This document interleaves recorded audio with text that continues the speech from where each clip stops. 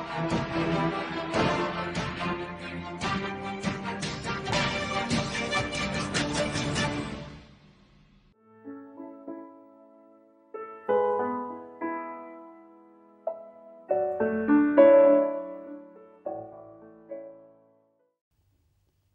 के पाठ का विषय है साकेत की पृष्ठभूमि और उसका उद्देश्य।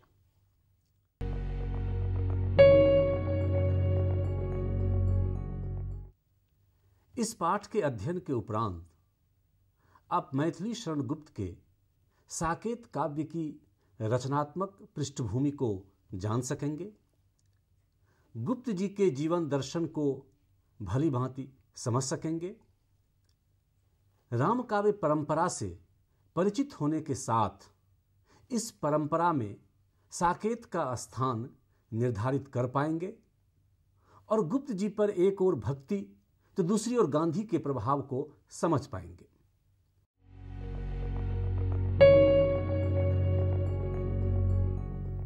मैथिली शरण गुप्त समय सचेत कवि हैं, ये कहने की आवश्यकता नहीं है। उनका अधिकांश काव्य तत्कालीन असहयोग आंदोलन की काव्यात्मक अभिव्यक्ति है। इसके अतिरिक्त स्वतंत्रता संग्राम के उन दिनों सुधार आंदोलन, अतीत प्रेम, ग्रामोत्थान, राष्ट्रीय संगठन आदि के जो कार्यक्रम चल रहे थे, उनका प्रत्यक्ष या परोक्ष प्रतिफलन उनके काव्य में यथाअवसर हुआ है। उनके कृतित्व पर समसामयिकता की छाप स्पष्ट है। गुप्त जी की रचनाओं में यथार्थ कम, आदर्श अधिक मुखर हुआ है। वे मध्ययुगीन आस्तिकता, ईश्वरीय रहस्य और सांप्रदायिकता से आगे बढ़कर मानवीय भावना तक तो आते हैं, किंतु मानव के अंतर रहस्य, उसका यथार्थ रूप, अस्तित्ववादी स्वच्छंदतावादी स्वरूप को उद्घाटित कर पाने में सफल नहीं हो पाते। प्रोफेसर सूर्य प्रसाद दीक्षित के अनुसार साकेतकार पर अवतारवाद, वैष्णव मत, प्रारब्धवाद, देवोपासना और पौराणिकता का प्रभाव पड़ा है। इससे उनकी आधुनिकता पर आघात लगा है। साकेत पुरातन राम काव्यों का नया संस्करण है अवश्य, पर वह नितांत नया नहीं है। यह उन्हीं के लिए उपजीव्य है जो यदि भक्त नहीं तो आस्थावान अवश्य हों, ईश्वरत्व नहीं तो मानवीय आदर्श के समर्थक अवश्य हों, सांप्रदायिक धर्म के नहीं तो राष्ट्रीय संस्कृति के अनुवर्तक अवश्य हों। गुप्त जी की आधुनिकता वैज्ञानिक तथ्य से अधिक सांस्कृतिक तत्व से प्रणीत है। यह कवि की दुर्बलता नहीं, बल्कि उसकी सैद्धांतिक विवशता है। गुप्त जी की इस रचनागत पृष्ठभूमि को समझे बगैर साकेत के उद्देश्य को समझना कठिन है।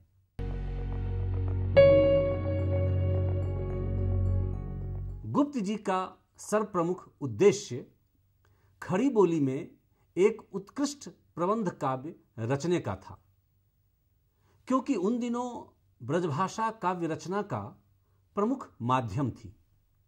लोगों में ब्रजभाषा में कविता पढ़ने का संस्कार प्रबल था, किंतु ब्रजभाषा का माधुर्य स्वतंत्रता के लिए संघर्षरत हिंदुस्तान की समग्र जटिलता और जीवन जगत के संपूर्ण संघर्ष को वाणी प्रदान करने में अवरोध उत्पन्न कर रहा था।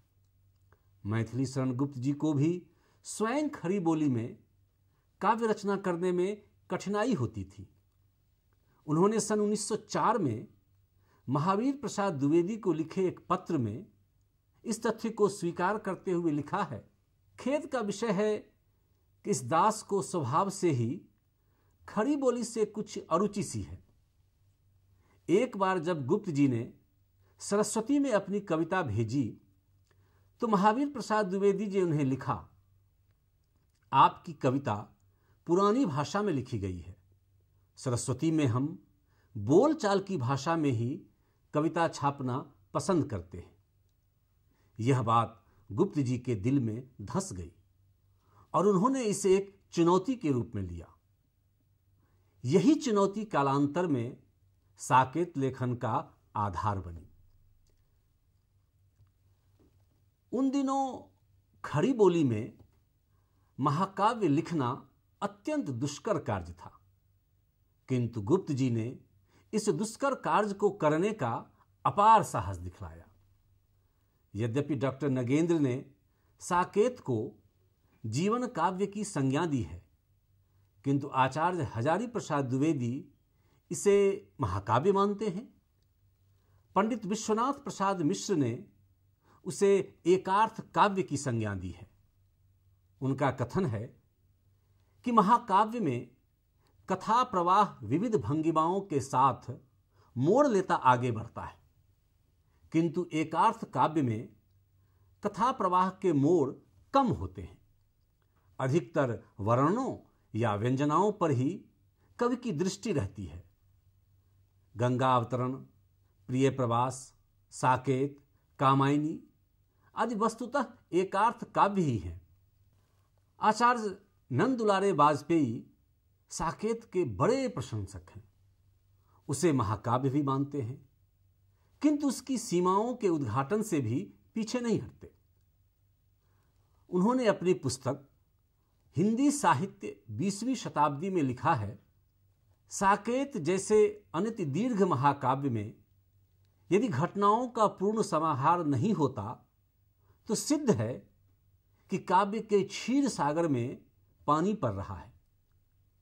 साकेत का अंतरंग भी हमारे आरोप का समर्थन करता है। काव्य के प्रथम 8 सर्गों में जितने चित्र हैं सब निकट से खींचे गए हैं। निकट होने के कारण वे छोटे जान पड़ते हैं। मस्तिष्क पर उनका यह प्रभाव पड़ता है कि वे म्रियमाण हैं। महाकाव्य में ऐसे चित्र शोभा नहीं देते। दूसरी तरफ साकेत के महाकाव्यत्व पर प्रकाश डालते हुए वे कहते हैं कि यूं तो महाकाव्य की व्यापकता और महत्व के कोई सुनिश्चित प्रतिमान नहीं हो सकते और अंततः इस संबंध का निर्णय मतभेद से रहित नहीं हो सकता, किंतु साकेत काव्य का साहित्यिक जगत में जो सम्मान है, हिंदी के ऐतिहासिक विकास में जो उसकी देन है, युग चेतना के जो नवोन्मेष में उसमें अपनी आभा बिखेर रहे हैं, उन्हें देखते हुए साकेत को महाकाव्य न कहना अन्याय होगा।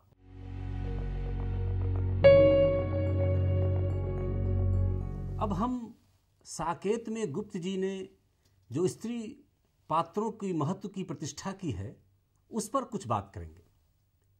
साकेत काव्य की रचना की पृष्ठभूमि में प्राचीन भारतीय संस्कृति और साहित्य में उपेक्षित स्त्री पात्रों को महत्व प्रदान करना था।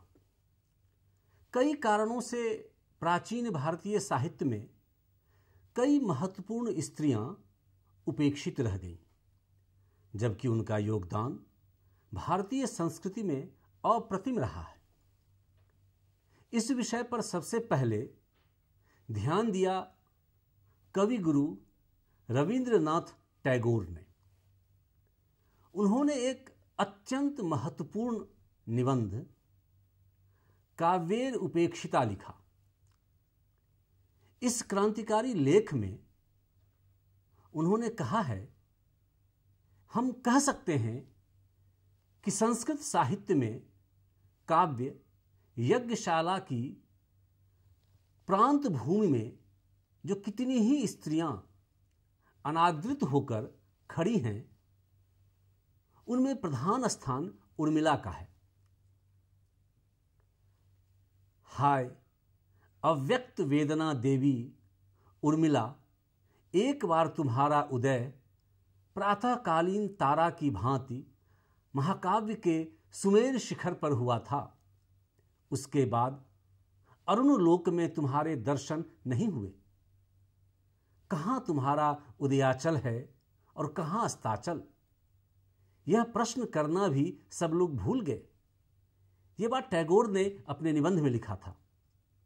इस आलेख ने भारतीय साहित्य जगत में रचनाकारों को काफी उद्वेलित किया।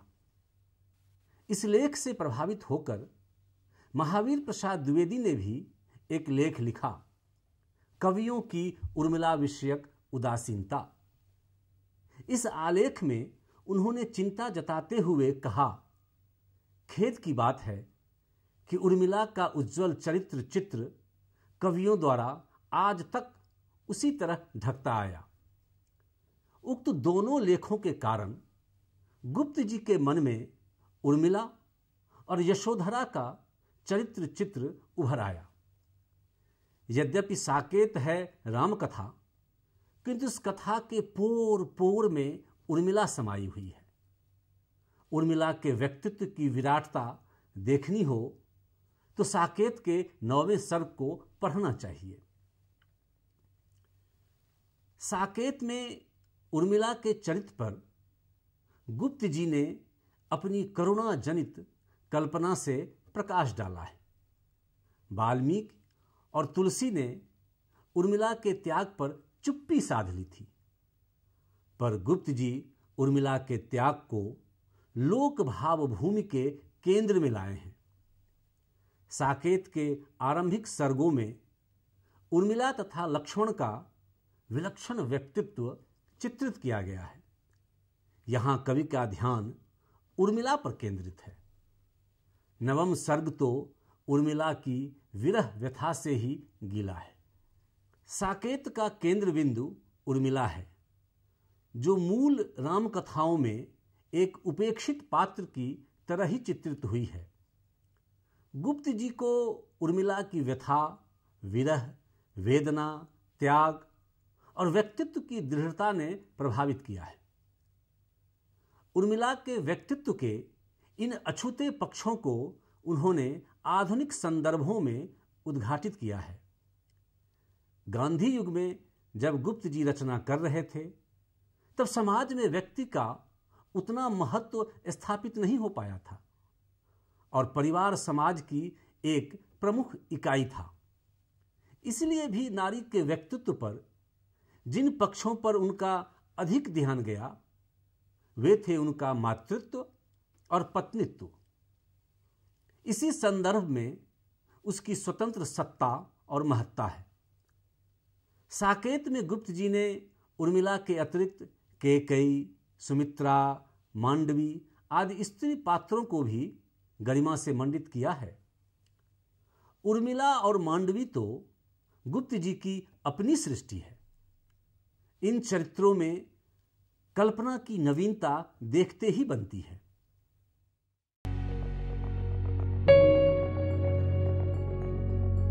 भारतीय जीवन एवं संस्कृति के महान प्रतिनिधि महाकाव्यों में रामायण और महाभारत 2 श्रेष्ठतम महाकाव्य हैं, जिनमें मानवीय जीवन और संस्कृति का इतिहास सुरक्षित है।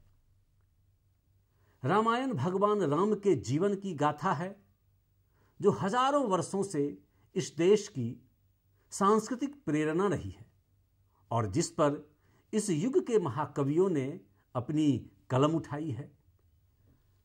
साकेत का एक परम उद्देश्य इसी परंपरा में सार्थक हस्तक्षेप करना है, जिसमें भगवान राम के साथ साथ उर्मिला एवं अन्य स्त्री पुरुष चरित्रों की व्याख्या आधुनिक चिंतन के आधार पर की जा सके।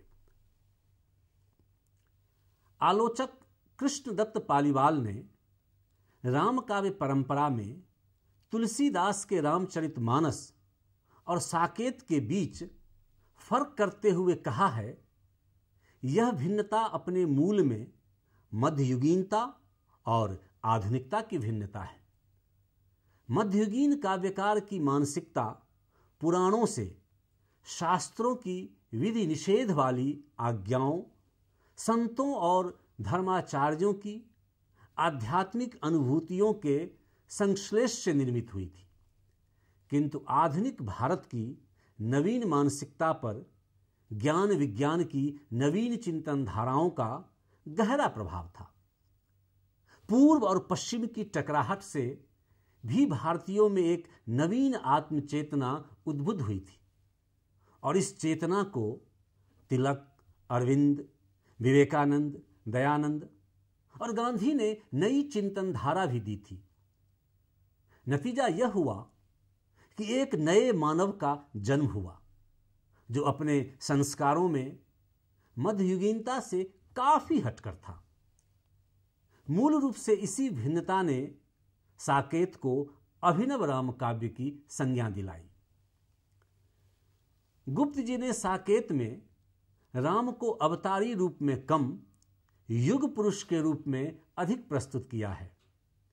राम के व्यक्तित्व निर्माण में उनका यह आदर्श प्रमुख है।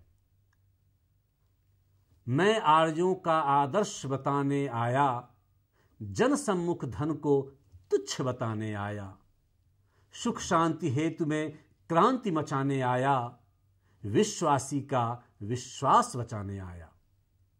वास्तव में गुप्त जी ने साकेत में राम काव्य परंपरा का युगबोध के प्रभाव से नवीन संशोधन संपादन प्रस्तुत किया है।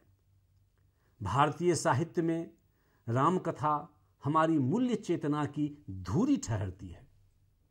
दिलचस्प बात यह है कि राम कथा कभी तालाब बनकर नहीं रही।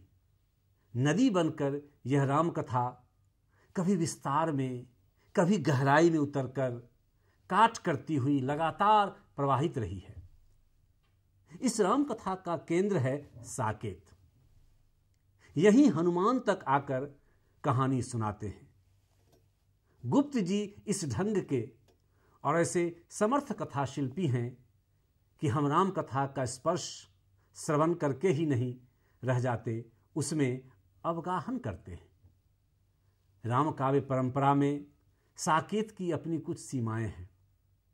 जैसे कवि राम के चरित्र को भी भव्यता प्रदान करना चाहता है और उर्मिला के चरित्र की विराटता को भी अक्षुण्ण बनाए रखना चाहता है, किंतु दोनों का संतुलन कहीं कहीं साकेत में बिखर जाता है। कम से कम इन दोनों चरित्रों के निर्माण की प्रक्रिया में लक्ष्मण का कद बहुत छोटा हो गया है। इस सब के बावजूद इन्होंने आधुनिक राम काव्य लिखने की जिस परंपरा का आरंभ किया वह बाद में चलकर बहुत फला फूला। निराला जी से लेकर आज के कई कवियों ने भी राम काव्य लिखे हैं। राम काव्य परंपरा में साकेत के महत्व को उद्घाटित करते हुए नंदलाल वाजपेयी कहते हैं, साकेत काव्य में रामायण की कथा जिस सतर्कता अथवा स्वाभाविकता से सजाई गई है उसके लिए कवि की प्रशंसा की जानी चाहिए। कई स्थानों में कथा के तार बड़ी बारीकी से जोड़े गए हैं। उर्मिला के विरह वर्णन में उद्दीपन बनकर बालकांड की जो कथा आई है वह मैथिली शरण जी की श्रेष्ठ कला का परिचय देती है।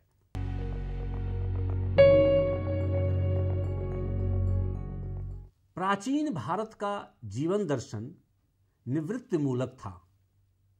आध्यात्मिक दृष्टि से यह जीवन दर्शन चाहे जितना ऊंचा माना जाता हो, परंतु इससे सामाजिक जीवन में कोई प्रगति संभव नहीं थी।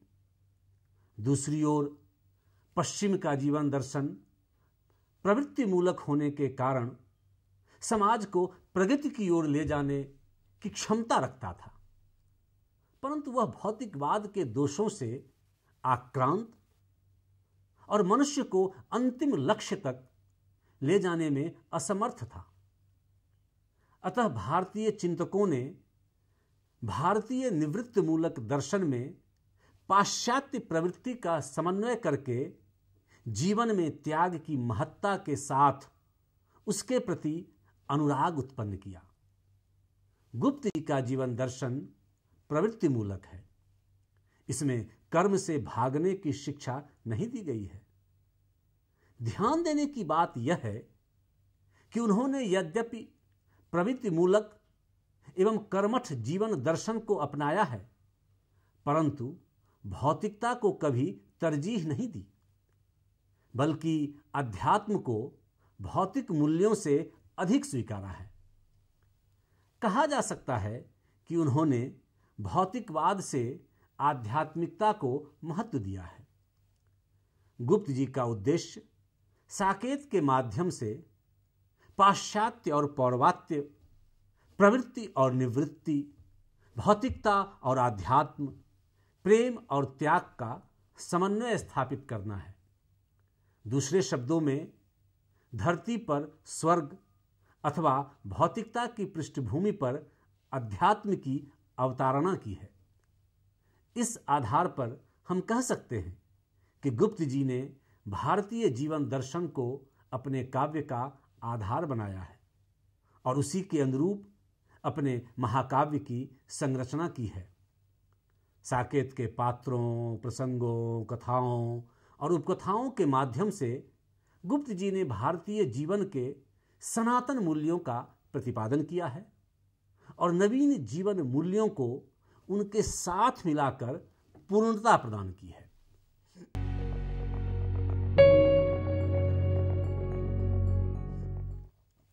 अब हम साकेत में गांधीवादी जीवन दर्शन के मूल्य और महत्व के बारे में कुछ बातचीत करेंगे। मैथिली शरण गुप्त पर महात्मा गांधी का गहरा असर था। उन दिनों संपूर्ण भारतीय राजनीति पर, साहित्य पर गांधीवादी प्रभाव को लक्षित किया जा सकता है। मैथिली शरण गुप्त की जीवन शैली भी गांधी जी की जीवन शैली से अनुप्राणित थी। इसलिए गुप्त जी की एक महत्वपूर्ण आकांक्षा साहित्य के माध्यम से गांधीवादी दर्शन को विस्तार प्रदान करना था। दरअसल स्वयं गांधी जी भी रामकथा और राम राज्य से अत्यधिक प्रभावित थे और गुप्त जी तो राम भक्त थे ही। इसलिए गुप्त जी का राज्यादर्श वही था जो गांधी जी का था। मूल रूप से गुप्त जी का राज्यादर्श गांधी जी का राम राज्य है। गुप्त जी के अनुसार राज्य चाहे कैसा भी हो, वह लोक सत्तात्मक हो या राज सत्तात्मक या फिर समाज सत्तात्मक, उसका आदर्श न्यायपरक होना चाहिए। गुप्त जी द्वारा प्रतिपादित साकेत का राज्य भी प्रजा की धरोहर है। प्रजा के हित का औचित्य उसमें है। राज्य राजा के भोग के लिए नहीं है, वरन जनता के कल्याण के लिए है। साकेत के राम उसी को इस रूप में रखते हैं। तुम्हें रुचता है यह अधिकार, राज्य है प्रिय भोग या भार। बड़े के लिए बड़ा ही दंड, प्रजा की थाती रहे अखंड। गुप्त जी के साकेत की माने तो राजा को केवल व्यवस्थापक होना चाहिए। जहां स्वार्थ भावना होगी, वहां राष्ट्र प्रेम कहां। ऐसा राजा राष्ट्र को प्रगति के स्थान पर ले जाने के स्थान पर विनाश की ओर ले जाएगा। स्वार्थ के बजाय त्याग भावना होगी, तभी देश का कल्याण होगा। स्वार्थी राजा का गुप्त जी से पूरा पूरा विरोध है। साकेत में कैकेयी का स्वार्थ विपत्ति को आमंत्रित करता है। अतएव शत्रुघ्न विद्रोह करते हुए कहते हैं, राजपद ही क्यों न अब हट जाए, लोभ मद का मूल ही कट जाए। इस तरह हम देखते हैं कि गुप्त जी ने साकेत की रचना गांधी जी के राजनीतिक आदर्शों को लेकर की है।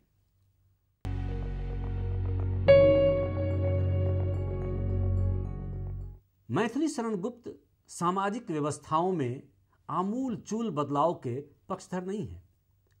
सामाजिक व्यवस्था में व्याप्त विसंगतियों और जटिलताओं के पचड़े में न पड़कर ऊपर ऊपर उसे आदर्श और सुविधापूर्ण बनाना चाहते हैं। यही कारण है कि सामाजिक व्यवस्था में वे वर्ण व्यवस्था तक का औचित्य निरूपण करते हैं। साकेतकार संयुक्त पारिवारिक व्यवस्था के प्रति आग्रहशील हैं। साकेत का राम परिवार हिंदू परिवारों का आदर्श है। पारिवारिक सदस्यों का परस्पर व्यवहार, पारिवारिक मर्यादा बोध, कर्तव्य का अनुशासन, इन पात्रों के माध्यम से बड़ी सुहृदता के साथ व्यंजित हुआ है। साकेत का एक महत्वपूर्ण उद्देश्य पाठकों को दाम्पत्य जीवन के आदर्शतम भारतीय रूप से साक्षात्कार कराना था। इस दाम्पत्य जीवन में पति पत्नी के प्रति उदार रहता है और पत्नी का कर्तव्य पति के लिए आत्मोत्सर्ग कर देने में है। उर्मिला की वास्तविक पहचान लक्ष्मण के विरह में तड़पने और आहें भरने में है। पति को भला बुरा कहना भारतीय संस्कृति को मान्य नहीं। भ्रांतिवश लक्ष्मण को वन से वापस लौटते देख उर्मिला भला बुरा कहती हैं और पश्चाताप करती हैं। अधम उर्मिले हाय निर्दया, पतित नाथ है तू सदाशाया। इन सारी सामाजिक व्यवस्थाओं के भीतर मर्यादा की एक मजबूत डोर बंधी हुई है और यह मजबूत डोर पारंपरिक भारतीय दृष्टि की है। यहां सीता या राम कोल किरात आदि को आदर तो दे सकते हैं, किंतु पूर्णतः समानता का दर्जा नहीं दे सकते। इस आदर देने में कृत्य करने की भावना उपस्थित है। अब जहां छोटे को अपने छुटपन और बड़े को अपने बड़प्पन का एहसास हो, वहां समानता का भाव उत्पन्न हो ही नहीं सकता। यहां शूद्रों को अपनी सीमा में रहना मर्यादा है, तो ब्राह्मणों को उदार होना मर्यादा है। जितने प्रवाह हैं बहें अवश्य बहें वे, निज मर्यादा में किंतु सदैव रहें वे।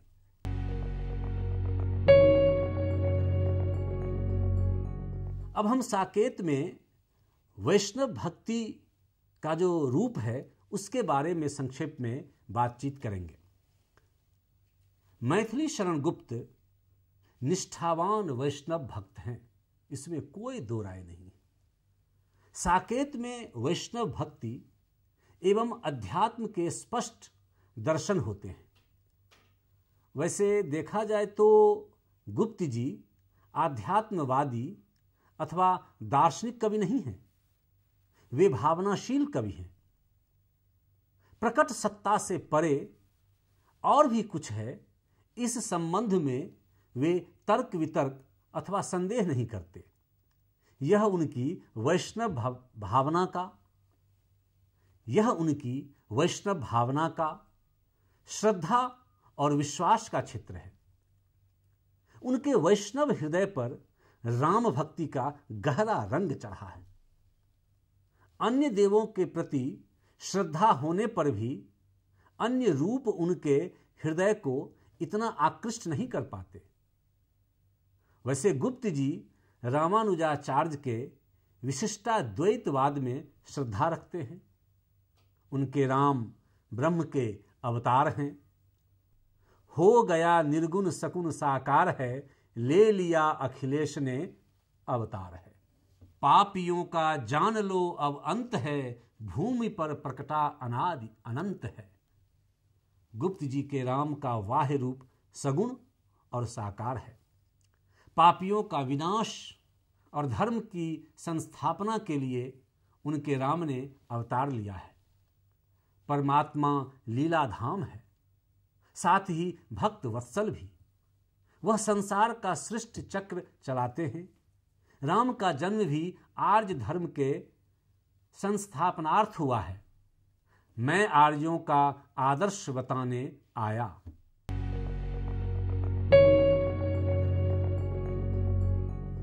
अब साकेत में एक बहुत बृहत विश्व कल्याण की भावना निहित है। हम देखेंगे कि किस प्रकार से यह विश्व कल्याण की भावना साकेत में अनुस्यूत है। भारतीय संस्कृति में वसुधैव कुटुंबकम की भावना अनुस्यूत रही है। गुप्त की संवेदनशीलता, क्षेत्रीयता और राष्ट्रीयता से आगे बढ़कर विश्व कल्याण की भावना को प्रसारित करने की थी। साकेत में हम उनकी इस भावना के दर्शन यत्र तत्र सर्वत्र देखते हैं। किसी एक सीमा में बंधकर रह सकते हैं क्या प्राण? एक देश क्या, अखिल विश्व का तात चाहता हूं मैं त्राण। उनकी आकांक्षा यह है कि संपूर्ण विश्व सुख शांतिपूर्वक प्रगति पथ पर बढ़ता चले। गुप्त जी उदारमना तथा सामाजिक भावना के कवि हैं। उनमें विश्व कल्याण की भावना पूरी तरह भरी हुई है। गुप्त जी संपूर्ण पृथ्वी की वंदना करते हुए विश्व भावना को प्रस्तुत करते हैं। पृथ्वी के साथ मानव का अटूट संबंध है। गुप्त जी ने साकेत में राम द्वारा भूतल को स्वर्ग बनाने की कल्पना की है। देखिए कितनी अच्छी कल्पना है। भव में नव वैभव प्राप्त कराने आया, नर को ईश्वरता प्राप्त कराने आया। संदेश यहां में नहीं स्वर्ग का लाया, इस भूतल को ही स्वर्ग बनाने आया।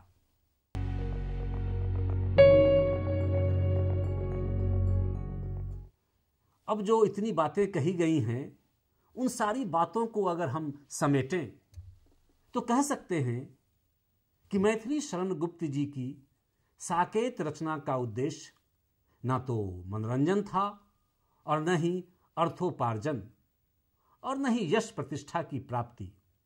उनका उद्देश्य खड़ी बोली में भारतीय संस्कृति की मुखर अभिव्यक्ति करने वाली आधुनिक रामकथा लिखने का था। ऐसी रामकथा जो भारत के हिंदू समाज को एक सादगीपूर्ण और निष्ठापूर्ण जीवन जीने की राह बता सके। एक आदर्श हिंदू समाज व्यवस्था की परिकल्पना साकेत का एक महत्वपूर्ण उद्देश्य है।